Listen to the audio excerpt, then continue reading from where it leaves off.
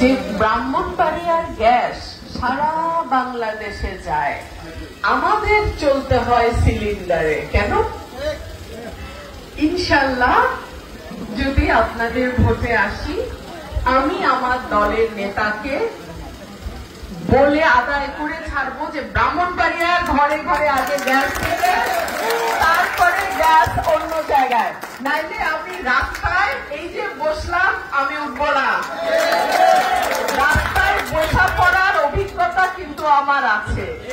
সুতরাং ব্রাহ্মণবাড়িয়ার সার কারখানা যদি গ্যাস না পায়, ব্রাহ্মণবাড়িয়ার বাড়িতে যদি গ্যাসের লাইন না দেয়, আমি অনশনে বসে যাব। আমাদের 24-এর গণ অভ্যুত্থানের পর একটা নতুন বাংলাদেশের স্বপ্ন আমরা সবাই দেখেছিলাম। আমরা আশা করেছিলাম একটা গণতান্ত্রিক, জবাবদিহিতামূলক, ন্যায় বিচার সম্পন্ন, আইনের শাসন এই সরকার কিছুটা হলেও প্রতিষ্ঠা করতে পারবে। আমাদের দুর্ভাগ্য, আমাদের সেই স্বপ্ন বাস্তবায়ন হয়নি। একজন আইনজীবী হিসেবে এবং এক সময় আইন প্রণেতা ছিলাম, সেই হিসেবে যখন দেখি ঠিক আওয়ামী লীগ আমলের মতোই একই এজাহার ফটোকপি করে সবার নাম ঢুকিয়ে দিয়ে মামলা করা হচ্ছে, তখন আমি আঘাত পাই। আমার দুঃখ লাগে যে একদম একই রকম আওয়ামী লীগের সময় যেভাবে একটা মামলা লিখে সেখানে বিএনপির নেতা কর্মী সবার নাম দিয়ে দেওয়া হতো, এখনো একই ফরম্যাটে মামলা করে নাম দিয়ে দেয়া হয়।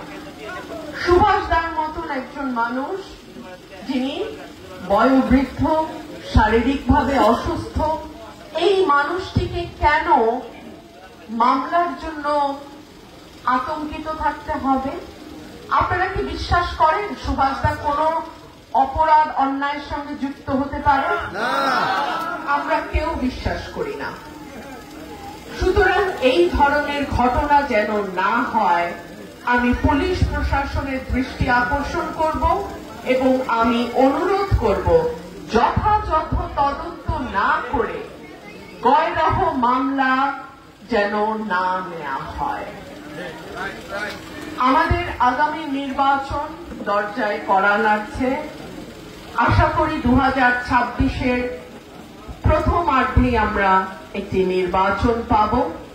সেই নির্বাচনে ধর্ম, বর্ণ, জাতি, গোত্র নির্বিশেষে বাংলাদেশের নাগরিক হিসেবে আপনারা প্রত্যেকে খোলা মনে যাকে ভালো লাগে, যাকে আপনাদের মন চায়, তাকেই ভোট দেবেন। কোন জবরদস্তি, কোন চাপ আমি অন্তত আমার এই 2 উপজেলায় সহ্য করব না। আমাকেও আপনারা ভোটের মাধ্যমে প্রত্যাখ্যান করার 100 অধিকার রাখেন। সুতরাং আমি তো সারা বাংলাদেশের দায়িত্ব নিতে পারবো না, খোদা তো আমাকে অত বড় দায়িত্ব দেন নাই। কিন্তু এই 2 উপজেলার ব্যাপারে, যেহেতু এটা আমার কনস্টিটুয়েন্সি, কোন রকম জবরদস্তি বরদাস্ত করা হবে না। যাকে আপনাদের ভালো লাগে, আমি সবার উদ্দেশ্যে বলছি, এখানে আমার সব সম্প্রদায়ের ভাই বোনরা আছেন, যাকে আপনাদের ভালো লাগে তাকেই আপনারা ভোট দেবেন। আর প্রার্থী দেখে ভোটটা দিবেন। মার্কা তো অবশ্যই দেখবেন, প্রার্থীও দেখবেন এবং এই প্রার্থীকে 5 বছরের জন্য পরীক্ষার মধ্যে রাখবেন। যদি প্রার্থী পাশ করে, আরেকবার তাকে নির্বাচিত করবেন। প্রার্থী যদি তার কাজকর্মের মধ্যে দিয়ে পাশ করতে না পারে, প্রার্থী বদলায় ফেলবেন। ঠিক তো? এই শক্তি বাংলাদেশের মানুষের ঘরে ঘরে দিতে হবে। এটাই গণতন্ত্রের প্রাথমিক কথা।